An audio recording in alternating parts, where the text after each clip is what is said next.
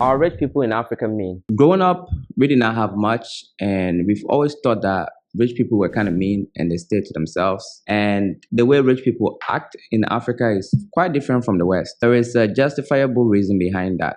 I am not promoting people mistreating others and whatnot, but the African mindset feels like if you have something, you owe them. So, for example, you cannot be around somebody who isn't well off in Ghana or Africa in general and then expect to learn something from you. That's not money. Growing up, that's what helped me get to where I am. And that's something we lack in Africa. You have to be around somebody who knows something that you don't in order to learn what you don't know. It's either that or you're reading books or you're on YouTube or something like that, and you might hear what you don't know. Because if you've been raised by a middle class family or a poor family, you just don't know how to become wealthy. And the only way to learn that is to learn it from somebody who's done it before. And that could be done through books or personal, right? That's more powerful if you know a person who's made it to where you want to be one day. And they are like telling you how they did it, mentoring you in a way. That's not a thing in Ghana or Africa in general. When you are well off, or if you're doing well, you don't even have to be rich. Like if you've lived outside before, automatically you are considered rich. So that the term rich here is used lightly because I don't know what to use. I don't want to say middle class. So rich to an African, somebody who is poor, somebody who doesn't have much. Rich could be as little as having lived outside and being able to build your house and have a car. That is rich. That's what I'm talking about. Not, having millions of dollars. That's not what I'm talking about. I'm talking about a person who has their house built, they drive a nice car, and in America, that would be your middle class, right? So if you're in that situation in Africa, people feel like you owe them something. Like when they see you, you owe them something. You can't say hi to somebody nicely, ask them how they're doing, or them asking you how you're doing and moving on. So they have and have. The disparity is huge. I get it. The reason why it is because Africans tend to not analyze or study the person. What did this person do to get to where they are? What are the characteristics that I can learn from this person to be in the same position? Instead, they feel like you are special, you've made it, and you owe it to them. And if you don't, now you're a bad person. And after experiencing that on multiple occasions, you get fed up because it sucks the energy out of you. When people don't care about you, you become an object where the moment somebody talk up to you is about what can I get from you. It's really draining when all you hear is, oh, can I have this? Oh, I need help with this. Oh, I need help with this, without even asking you, how are you doing? How are you making your money? How's life? They won't ask you any of that. Like, what can I get from you? And this runs through the entire country. It's like across board. You can't be nice to the haves not without them expecting something from you. I want to give you guys this example. I was driving home one day and I saw a soldier. There's like this soldier's car. They were patrolling around. It was around 9 p.m. And I was really happy to see them, that they are patrolling around doing their job. In Ghana, you have to kind of, buy lunch and dinner for these guys before they do that. But they were willingly doing it because my neighborhood is really safe, military zone. And I felt really proud for them doing their job just by, roaming around my house and all that. Like, that is good. So I gave them money.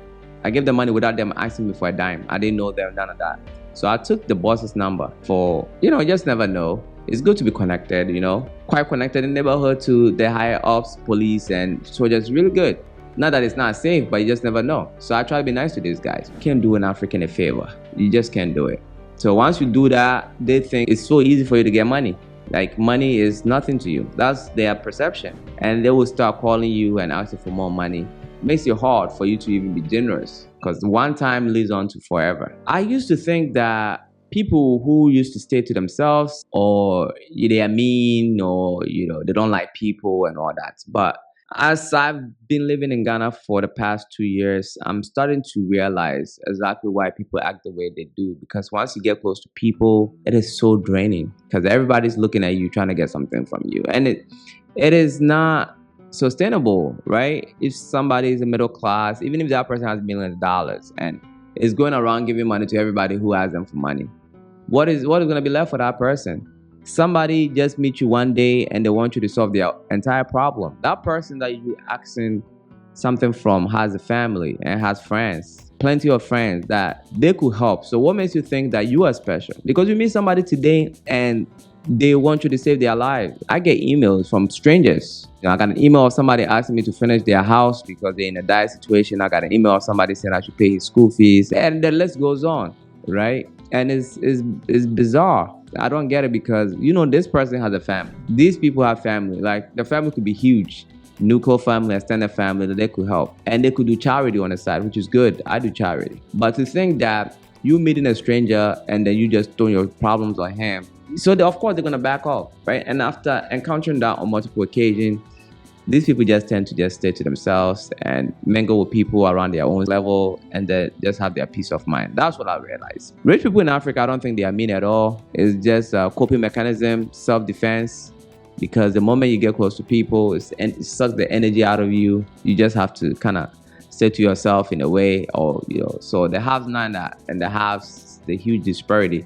And don't get me wrong, some people could be really mean to their workers and all that. I've seen it growing up. So some rich people could be really mean in Africa. On average, some people stay to themselves because they're tired of the BS. They're tired of people just asking them for stuff all the time. It gets tiring. When I was in the States, what helped me out greatly is by being able to hang out with wealthy individuals. First time I came across somebody who was really wealthy, it was my first time and I didn't know how to act. I didn't ask him for anything. As a matter of fact, I didn't know the person was wealthy. I started training the person for free, right? That's what he liked me. He liked my discipline and how serious I was with life. So he got close to me. I didn't know he was rich. He's a very simple guy. So that was another thing with the West and Africa. In the West, somebody could be really wealthy. You would never know. In Africa, if somebody's wealthy, you'll know because you just have to do it. The way they treat people and everything is tied down to how much money you got, right? So money is everything in Africa. And so if you have money or if you're doing well, you got to show. You got to show in a way, somebody's going to slap you by accident somewhere. Thinking you ain't got it, right? So you got to show, so the car they're driving or the house they're living in, something is going to show that this person got it. Whereas in the West, some people, especially, in the white community, it's kind of hard to tell. They're wearing regular button-up shirts and all that stuff. You got to be around them for a while before you can tell. Or maybe if they're a bit sophisticated, you look on a watch and then you can tell, okay, this guy is rich. But they're not flashy. So that's the difference. The only reason why I was able to get close to this person to begin with is because I gave him value. They are very protective in their circle. I gave him value with anything in return. I didn't care. And I didn't even know this person was rich. So I was literally doing it out of my heart, just training them for free. Came from a wealthy family. So keeping them disciplined really, because the gym couldn't keep up with it. He's a serious person, but when it comes to the gym, you couldn't keep up with it 3 days here and there. I was able to get him there 5 days a week. He loved me. He loved my attitude, and when I came to realize that this guy is wealthy, that never asked me for anything, just kept giving value. When we go out, he will offer to pay. I said, no, I got you this time, like as if I was I wasn't broke. But you can't take advantage of people because that's how they're going to lose respect for you. That's a problem in Africa.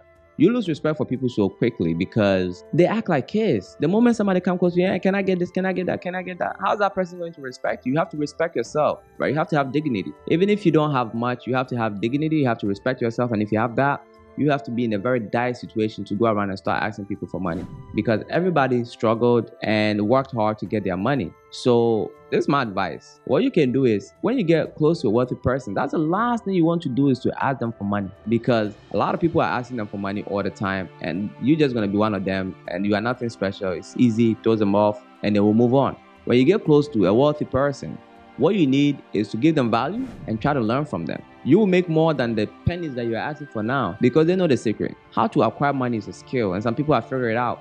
A millionaire can go broke today. 5 years later, they'll become a millionaire again, can go broke again, they can do it again. It's a skill. If you go and get close to these people, that's what you learn. And it's worth more than shortchanging yourself and asking something immediately. And that's something we lack in Africa. So rich people in Africa just stay to themselves, because on average, people in Africa, when they come close to you, they don't care about how you did it. They just want some of your money. And it's sad, but that's the reality. Whereas in the West, I'm not saying people will not go around and ask you for what, but people understand that people work hard in the West. People just don't go out and, ask for hands out. It doesn't happen like that over there, So that is why rich Africans are perceived to be mean, but they are not mean at all. It's a coping mechanism. So if you've not subscribed to the channel already, you already know what to do. Like this video as it helps with the algorithm. Comment. Let me know what you think. And until next time, my friends, be legendary. Peace.